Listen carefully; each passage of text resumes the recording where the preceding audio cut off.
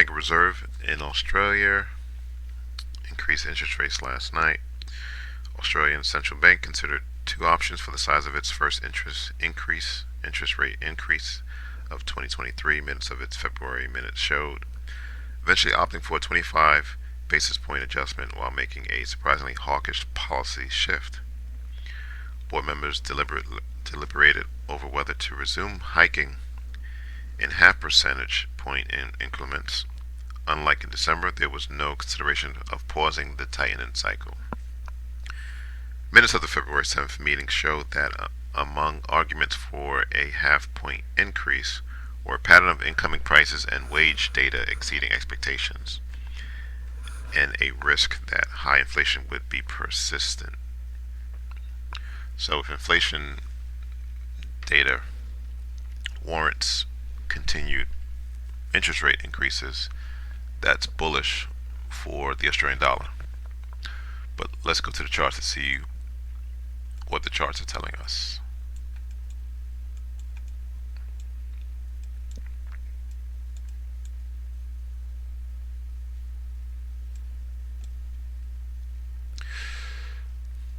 So we have a downtrend line on the monthly chart, right? Lower highs, lower lows, lower highs, and potentially next leg down is going to breach this pivot low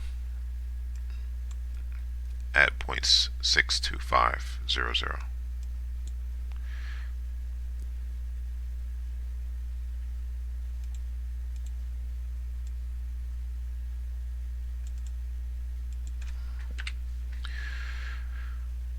Okay, let's go to the weekly chart.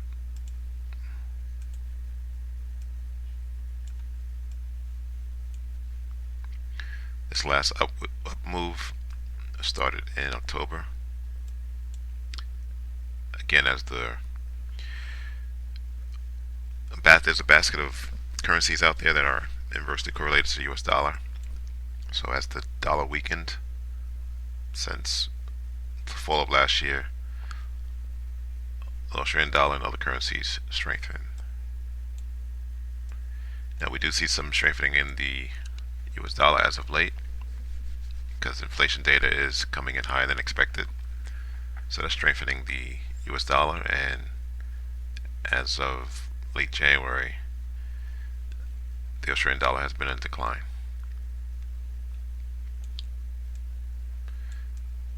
So if I had to pretend this was a football field,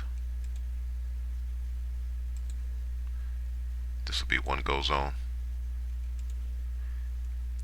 This would be another go zone. Price rose, couldn't go any higher, and then dropped.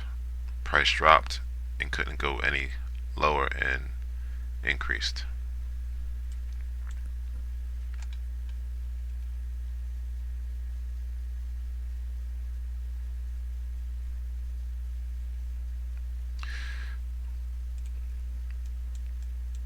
Let's go to the daily chart.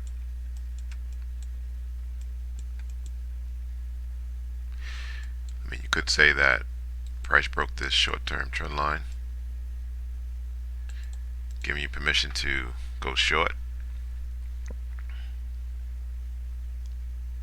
A lot of sideways action, so price, if it's going to continue to decline, it's going to pause here. That this might be an area of the point of control, right? That's where price wants to go, where price is imbalanced between the buyers and sellers. We also have price bouncing twice off this 200-day moving average.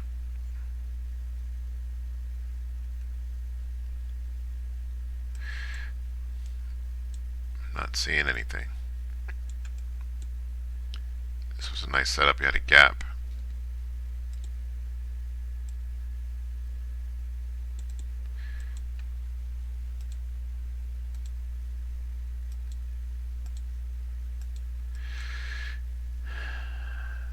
You had a gap. pull back, and it was off to the races.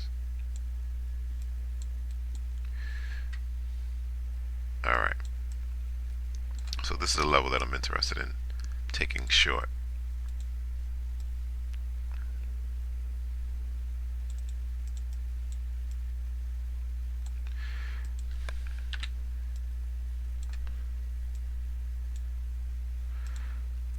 I see sellers here, right?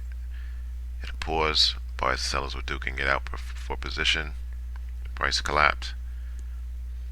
Twice price attempted to come to the zone where there were sellers, but couldn't, giving you an indication that there are more sellers up here just waiting for price to potentially get back before price declines again.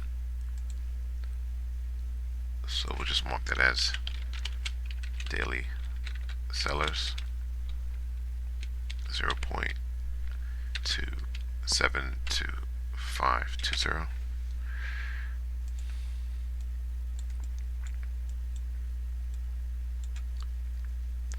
That's really the only setup at the moment.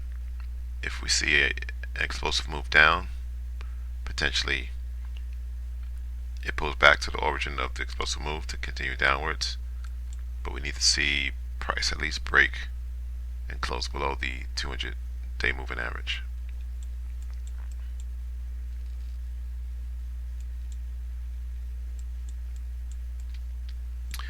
So direction is downward bias, right? We had a break of the trend line. It appears price is kind of rolling over. But the next direction is going to be determined by continued data coming out of the US. And the next piece of data, I believe it's on, well, we have meeting minutes coming out of the US today, this afternoon. That might cause volatility in the currencies. But the next data, meaningful data, is coming out Friday. It's the PCE data, which is kind of like core inflation. Okay, we're gonna have to wait on this one until price presents some type of setup for us. Until next time.